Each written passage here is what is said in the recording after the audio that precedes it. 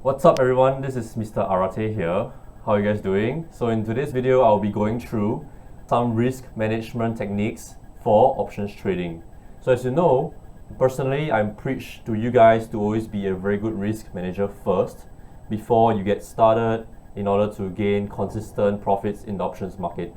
So let us move on to the agenda for today. First, we will cover the risk of buying options, the risk of selling options, and then we will also discuss risk management techniques for buying options as well as risk management techniques for selling options. Let's move on to the first point, the risk of buying options. Now recap, during an options transaction there's always a buyer and a seller. The buyer is the one that pays the premium and the seller is the one that receives the premium. Risk of buying options. Let us use insurance as an analogy for us to discuss this. Now, when you buy insurance, right, essentially you're paying a premiums every month to gain a peace of mind or financial benefit if an accident occurs. And if accident does not occur, you simply lose the premiums for that month. And that is your maximum risk incurred to you for that month. Similarly, for options buying, you pay a premium and you gain the financial benefit when the stock moves in the direction of your favor. But if the stock does not move in the direction of your favor, you simply also only lose the premiums that you paid. Buying options premium is very similar to buying insurance premiums every month. Then the maximum risk that you're incurred is simply the premiums that you're paying, and you will never lose anything more than that. Now, let's move on to the risk of selling options. Using the same insurance analogy, now imagine you are the insurance company selling the insurance to a buyer, right? So right now, what you're doing is receiving a premium every month, and if an accident occurs, you have to give a payout to the insurance buyer depending on how severe the accident is. In that sense, your loss is unlimited because the degree of severity of the accident can vary. And if it's more serious, you actually lose more. And if it's less serious, you lose less. It is a very dynamic situation. Similarly, for selling options, when you sell an option, you receive a premium. And from that receiving of premium, you incur a risk, and your loss depends on how much the stock price moves away from your desired direction. Similarly, your loss is also unlimited in this sense, and it's a very dynamic situation. So the more the stock moves away from your desired direction, the more you lose. Therefore, the risk of selling options is in a sense unlimited. So just take note of that. However, that being said, there are actually different techniques to mitigate this risk, which is outside the scope of this video, but it's good to know. Now, let's move on to risk management techniques for buying and selling options. First, we will discuss on the risk management techniques for buying options. Okay, so it is a good practice to set a risk tolerant percentage of your account size. Personally, I like to set 2 to 3% of my entire portfolio, and that is the maximum amount I accept to lose for every trade. So let me run you through some numbers to better illustrate the point. For example, you have a risk tolerance of 3% and you start off with an account size of $10,000. Now what this means is 3% of $10,000 is $300. You buy a call for a stock, for example, and the premiums is $150 which means that your cost per contract is $150, right? And your maximum risk that you're willing to take based on this scenario is $300. So what this means is, firstly, you have to recap that the maximum risk of buying options is the premiums paid. And therefore, in this case, if you can afford to lose $300 and each contract is only $150, you can afford to buy 2 contracts specifically for this trade. You can do with 1 contract as well, but the maximum you can do and trade is only 2 contracts for this scenario. No more than that.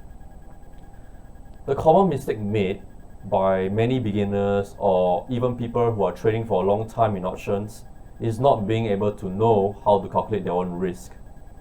So for example, using the same account size of $10,000, people go on to buy contracts worth $1,000, right? Without knowing there is actually 10% of their account size in just one trade. So what happens? If they make 5 trades, right, of 10% of their account size, essentially they're already putting 50% of their account size at risk. And if they lose 50% of their account on just 5 trades, and that is not ideal. Another very common mistake is people like to disproportionately increase the number of contracts that they have per trade, especially during a winning streak. They think that they're winning all the time, and they think that they have not enough contracts to trade.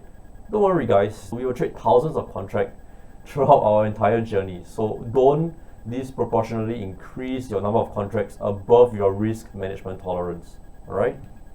What I mean by the risk is this. Let's say we do 10 trades, we win 7 and we lose 3. That's a very good winning rate, 70%. However, if you do not scale your contract accordingly, you might end up losing. And here's why. Let's say for the 7 trades, we did 1 contract each, and for the 3 trades, we did 3 contracts each. Assuming our profit and loss is $100, right? If we win $100 per contract, and if we lose $100 per contract as well.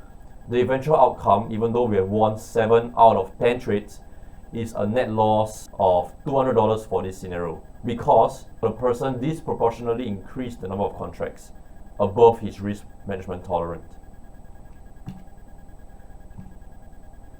So to wrap up, the takeaway points is for risk management for buying options, the moment you hit the buy button, you already accept the risk of losing 100% of your premium, and this is already accounted for before you enter the trade. If you are comfortable about the markets, do not trade or trade with lesser contracts or trade with paper money, right?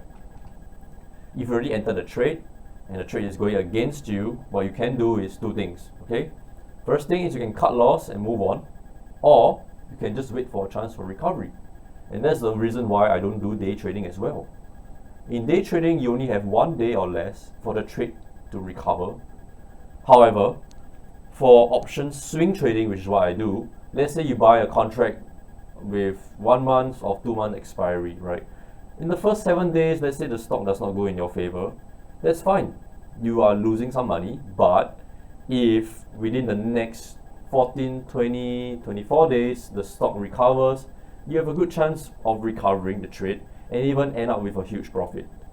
So that's the reason why it's important to do swing trading. Give yourself some time in your trade to recover if the trade does not go well initially. And always remember that losing 100% of the premium was already accounted for in the plan, so do not freak out. If you freak out, then do not trade. Great. Now let's move on to the risk management for selling options. The first thing you want to do when you sell options is assess your option buying power. So this can be found if you hop on to your Thinkorswim account or whatever brokerage you're using. Head on to your account information and you should be able to find that info. So for the purpose of this video, I will just show the values from paper trading accounts.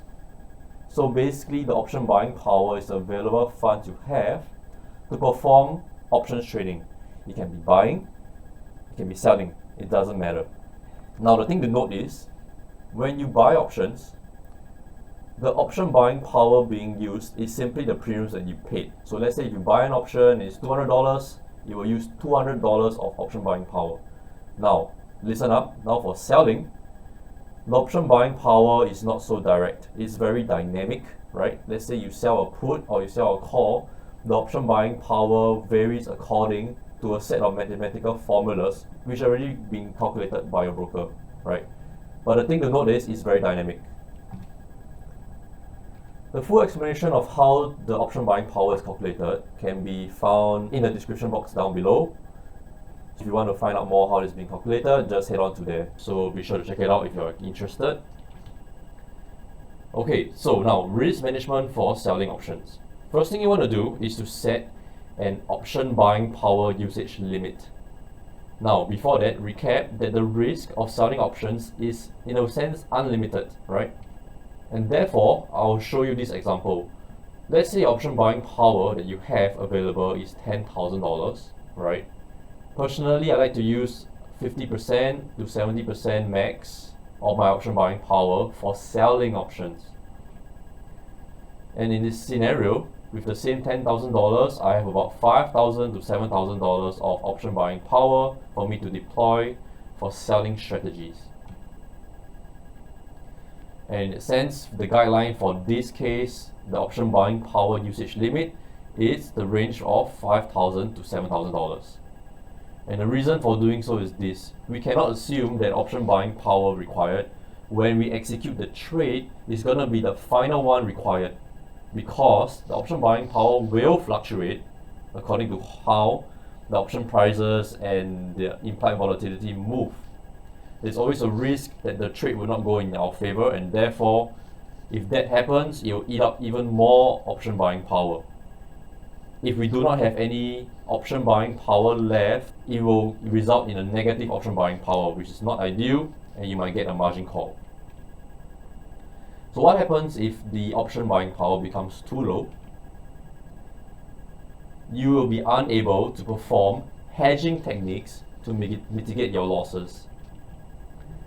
You might also receive a margin call if your option buying power becomes negative. The broker will notify you to top up your account with cash, else they will liquidate all your existing positions to free up more option buying power. One way to counter this, which is outside the scope of this video but worth knowing, is to do an intermediate strategy known as a spread. So this can be your bull call spread or your bear put spread, okay, which I will cover more in subsequent videos, but know that option buying power is an important factor to look at, and there are always risk management strategies to counter this. So the takeaway points: do not use 100% of your option buying power. Always leave 30 to 50% buffer just in case the trade does not go in your favor and you have sufficient funds to deploy to hedge your current trade or to top up your account if you need to.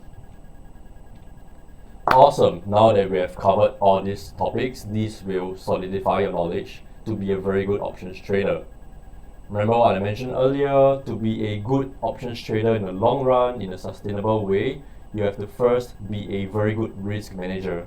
And the reason is because all it takes is just 1 or 2 bad trades to blow up your entire account, and that is not ideal. Feel free to rewatch the video to refresh some concepts. I'm also on Instagram, where I share a lot of free content which is very helpful to help you gain some insights on how to become a good options trader. So that's all for today. Hope you guys benefited, and see you guys in the next video. Peace out.